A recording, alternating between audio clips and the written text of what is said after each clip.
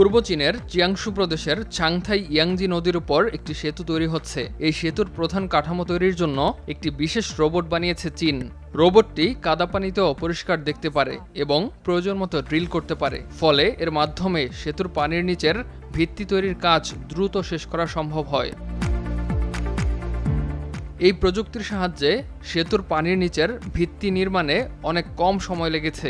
সেতুটি বিশ্বের সবচেয়ে বড় স্প্যান কেবল স্থির সেতু হওয়ার পথে দ্রুত এগিয়ে যাচ্ছে। প্রচলিত ড্রিলিং পদ্ধতি দিয়ে সেতুটির ভিত তৈরি করা সম্ভব ছিল না, কারণ এই সেতুর প্রধান টাওয়ারগুলো নদীর পানির নিচে বসানো হচ্ছে, যা অন্য সেতুর চেয়ে আলাদা। নদীর নিচে ভিত্তি স্থাপনের জন্য বিশাল নলাকার কাঠামো ব্যবহার করা হয়, যার প্রতিটির ওজন 23,000 টন। এই ওজন আইফেল টাওয়ারের চেয়েও 3 গুণ বেশি এবং এর আয়তন 13টি বাস্কেটবল কোর্টের সমান।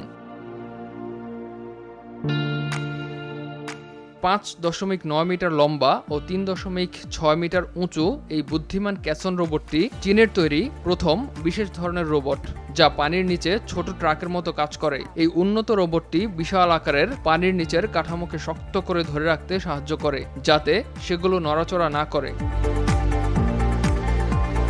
রোবটটির আর্ম 360 ডিগ্রি ঘুরতে পারে, তাই এটি সমানভাবে পলি সরাতে পারে। 300 মিটার লম্বা ক্যাসনগুলোকে শক্ত করে ধরে রাখার জন্য এটি খুব কার্যকর।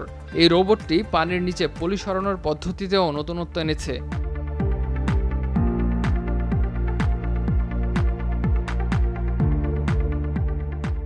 আগে মানুষ বায়ু সাকশন মেশিন দিয়ে পলি সরাতো, যা খুব কঠিন কাজ ছিল। এতে খনন কাজ অসম হওয়ার ও ক্যাসন কাত হয়ে যাওয়ার ঝুঁকি থাকত। রোবট এই সমস্যাগুলো দূর করেছে।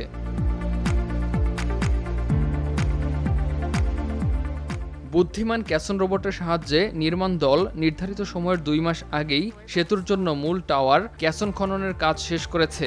ফলে মূল টাওয়ারটি আরও শক্তভাবে স্থাপন করা সম্ভব হয়েছে।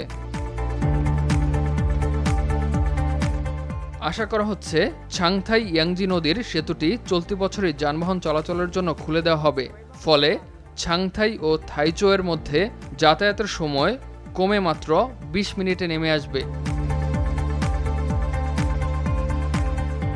ইমতিয়াজ আহমেদ, RTV।